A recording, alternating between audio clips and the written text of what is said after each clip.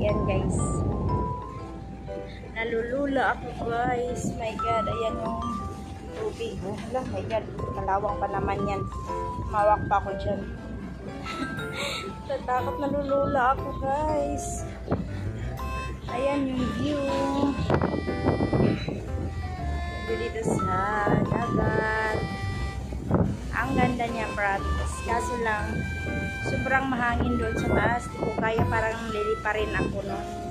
Dito lang, okay na ako dito sa ground floor. Oh.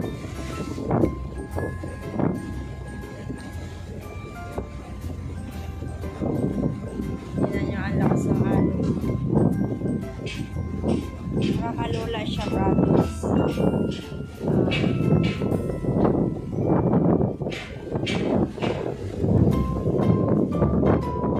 Kasama ko natutulog pa. Wala pang almusal. Parang ano yun. Gabon, di makita ang kuan, paligid. Yan. Grabe ang lakas ng hangin. Super lakas ng hangin, guys. Yung doon sa taas, parang binagyo.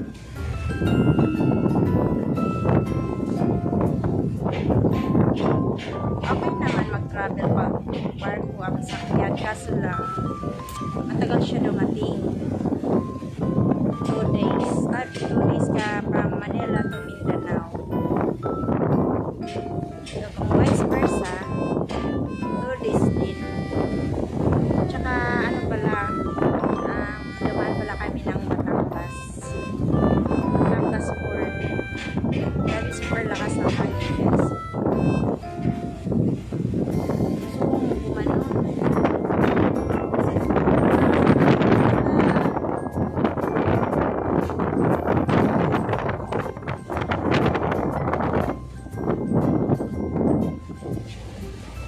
Pag mahiluhin ka, naku, bawal ka dito.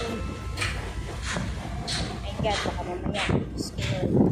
Magbalaglag yung center ko, baby. Goodbye, whitey world. No worries, guys. Dito lang ako. Hindi naman masyado malakas yung alon. Ganyan lang siya. Pero pag nandito pa talaga, guys, parang nalulula ako. Kasi ang taas na nito, ha. Tapos paano pag ano na lang ang lalim ng dagat, ano.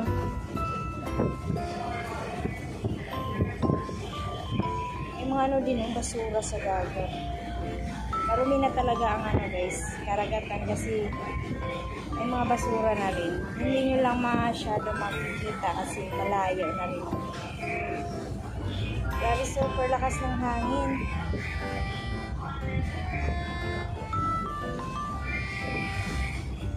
Tapos, ang sistema dito guys, libre siya. Food, meal, libre yung almusal, breakfast, lunch, at saka dinner. Kaso, mahirap lang kasi pipila ka talaga. Marami kayong mga pasahero, pipila. Yan, pati pagkuhanan ng tubig, pipila ka rin. No? Okay lang yan, at least ma-experience naman ang pagsakay ng barko. Kasi pag aeroplano, saglit lang, nandun ka na sa paparoonan mo, isang oras lang eh. Pero pag ganitong sitwasyon na sa barko ka, pagsasakay ka ng barko, experience mo kung ano ang mararamdaman ng mga seaman kasi nandito ka sa gitna ng karagatan. Hirap din ang ano nila, ha, buhay. Hirap maging seaman. Nagtatrabaho sa barko, hindi naman lang seaman eh, yung mga hotel and restaurant management na nasa barko din nagtatrabaho. Ganito din ang dinanas nila, diba? Tsaka walang signal. Oo, walang signal dito guys. Mamaya itutur ko kayo kung ano dito. Ano sa barko.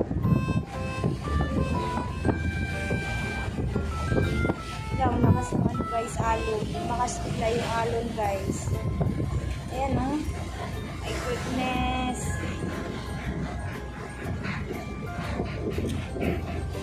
Ito dun sa taas. taas para makikita pa rin. Buti ko nandun si Darna. Haha, char. Fairness guys, nakakalula siya. Yung makikita sa baba. Ganyan siya kalali. Ayan. Pag di malulula niyan, hindi pa ako marunong lumangoy. Diba, nakakatakyut. Nakakatakyut guys. Wala, umulan na doon.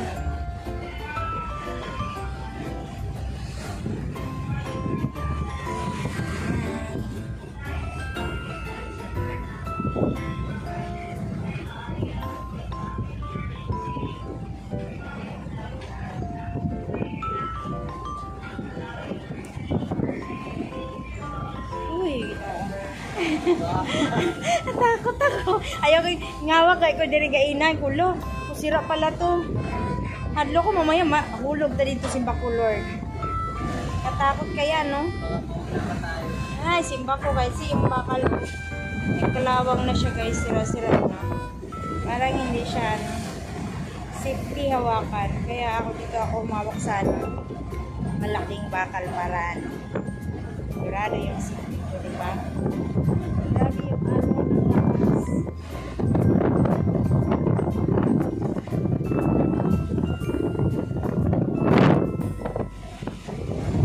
Buti dito hindi masyado mahangin. Doon sa taas talaga.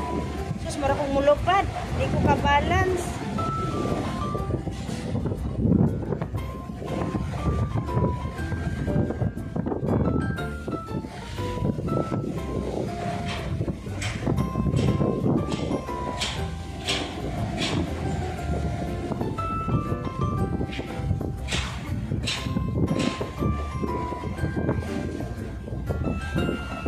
Shout out ako guys kay Admin Dulcet Joy Channel. Shout out.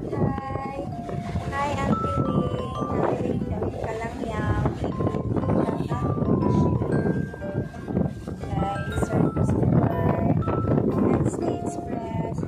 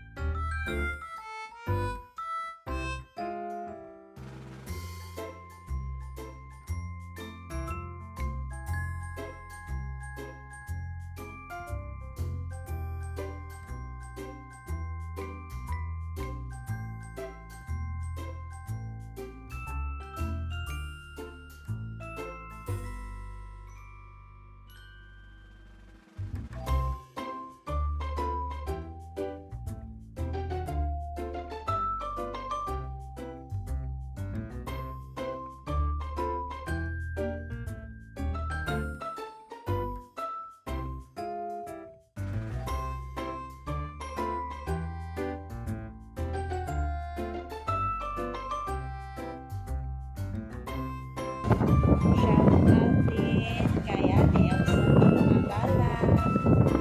Shout out kay Dulcet Joy Channel.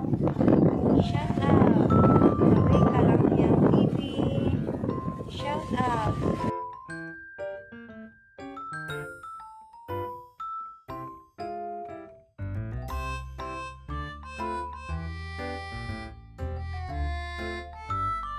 Shout out din kay Sir Christopher Mulyon. Ayan. Thank you, Sir Chris. It's very supportive from Team Coffee Mates.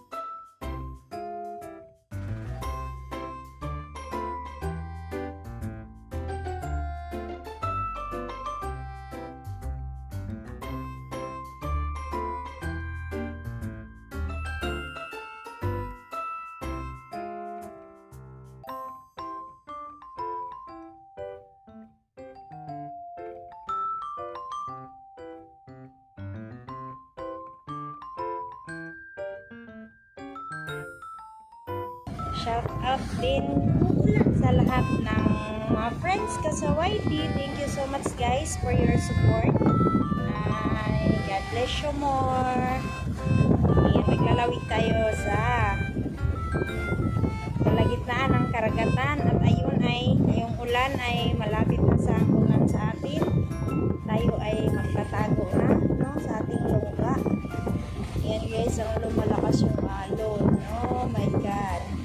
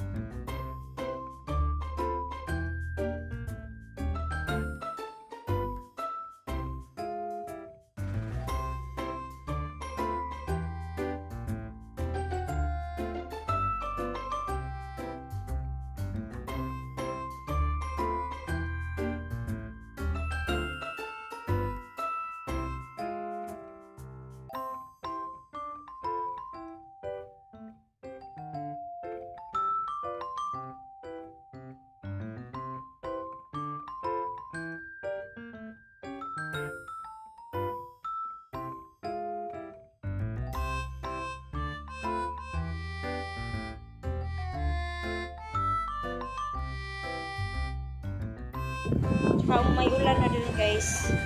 Dami-dami